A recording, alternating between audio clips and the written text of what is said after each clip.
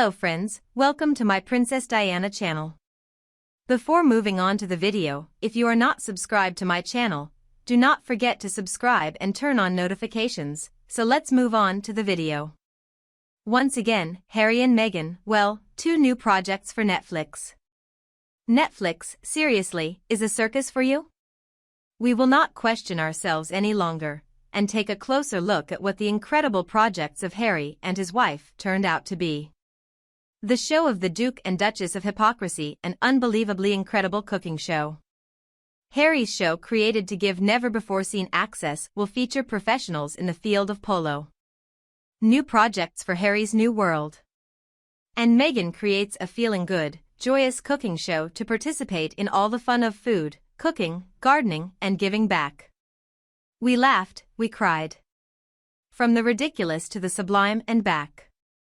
From the exclusive sad story of Harry's coats to conceited Meghan making a culinary show. And their happiness will spread even further. Meghan writes her staff like gloves. And drops friends when they are no longer useful or offend her. They will go for 1.5 rounds. Meghan has no joy to give to the audience, she only tears apart her own family and the royal one. Nobody knows if Netflix greenlit either of these shows. However, whether what started as a lie or the truth was told to somebody's face, the idea that these two unskilled, carefree jerks without a single ethic between them could handle anything other than an order to carry it out during a single season, let alone a sophomore effort, is ludicrous. One of the issues that might be less embarrassing, Harry, dressed for playing polo on ponies. After a foolish and perhaps unkind altercation with the animals, he thrust an image of a bloodied pony up the internet after goosing it. Based on what I know about polo players, it's hard to believe anyone there approves of cruelties in the name physical motion show. Because they told him the mare might be pregnant and he couldn't ride her, he did it anyway. The mare didn't only put his baby on the ground, she also expired. Whoever allowed the shackles to be tightened is also to be cursed. The infant's death. I despise Harry, the way he treated the slight pinting, and that evanescent fetus. What goes around will come back to Harry one day.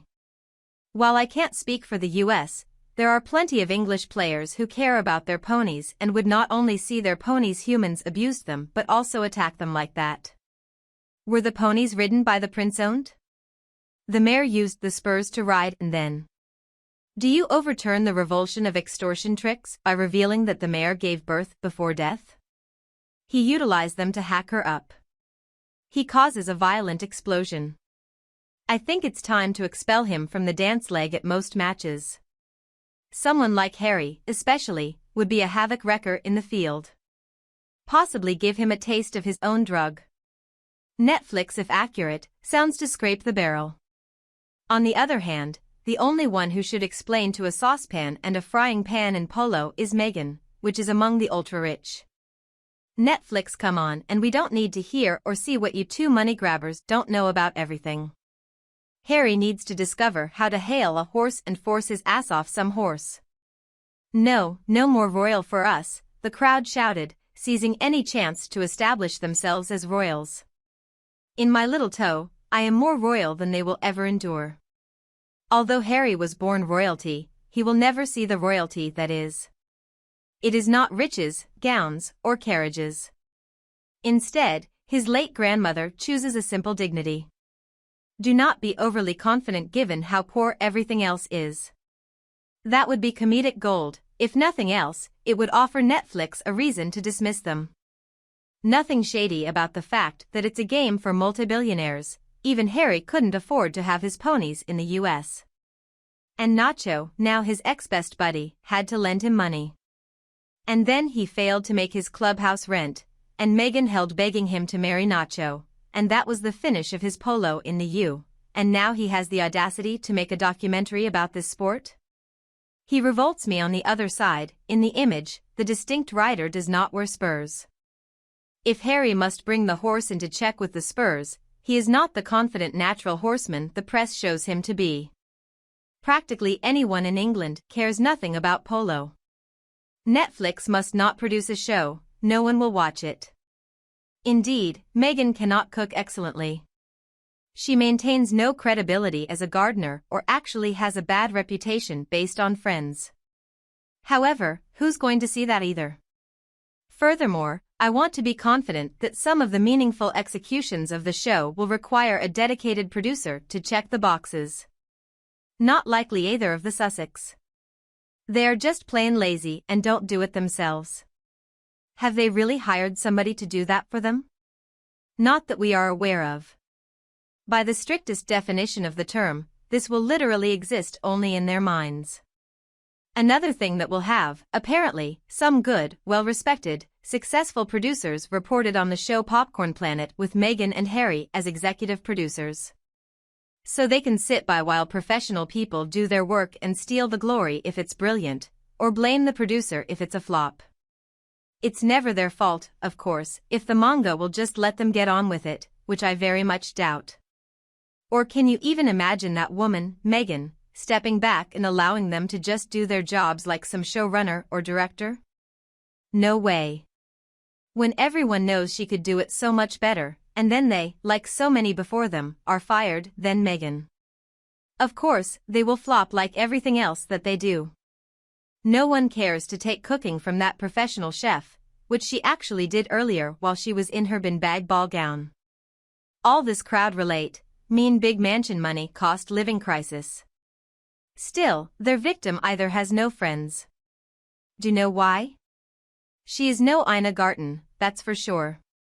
Plus, it is said that Ina Garten made it big time as the barefoot Contessa, all because of her own talent and hard work, and not from clinging on to the coattails of the royal family who made a big blunder by giving her a title. So laughable. She can't cook and surely has no advice to give us on friendships, and she has no friends and no family too.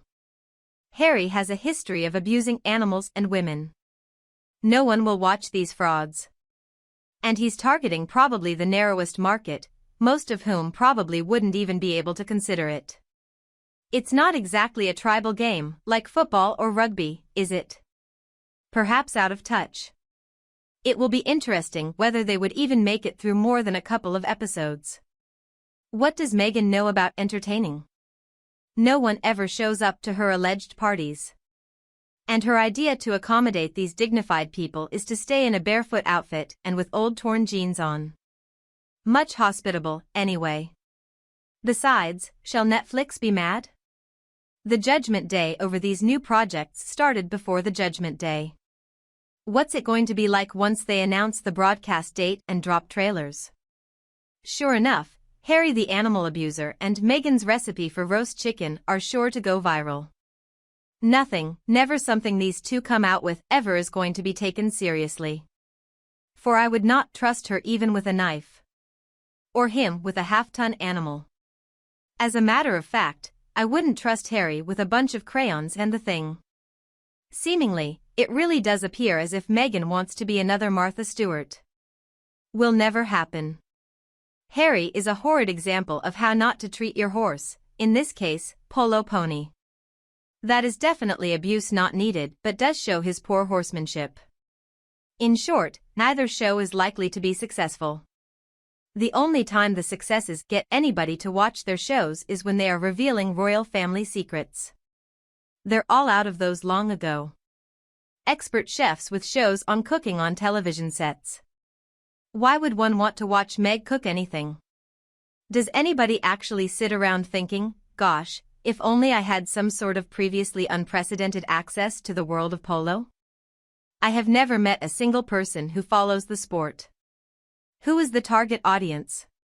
For instance, a person like me, he wouldn't be willing to watch anything on Netflix with Harry and Meghan in it. I would just give a dislike review. He is definitely to be known for the cruel, almost torturing blood-drawing style riding which he has made several horses injure themselves. He should not be allowed to mount anything but his wife. The irony is that most Americans could care less about polo. They are too busy trying to make ends meet in their daily life, and those that are in the upper crust already do know about polo and are already involved in the sport if interested. They could care less about what a polo player, handicapped at only 2 out of a range of 2 to 10, was saying. Basically, he is in the bottom third of players. Besides, Harry's played the sport of polo for years. Ironically, he owes that to the royal family. That's where he was introduced to the sport. That's where he had access to the wealth and tutelage that allowed him to indulge. It's the sport of millionaires and royalty. If Harry was trying to come off as a man of the people, he was doing a pretty poor job of it. Anyway, I wasn't going to watch any of the shows.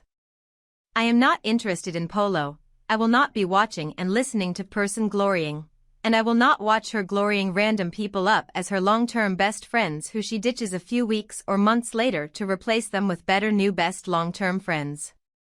Plus, how can a woman living in a historic property with historic lands based right next to the palace known around the world yet complain it's not big and royal enough, and really can teach anybody any basics or simplicity?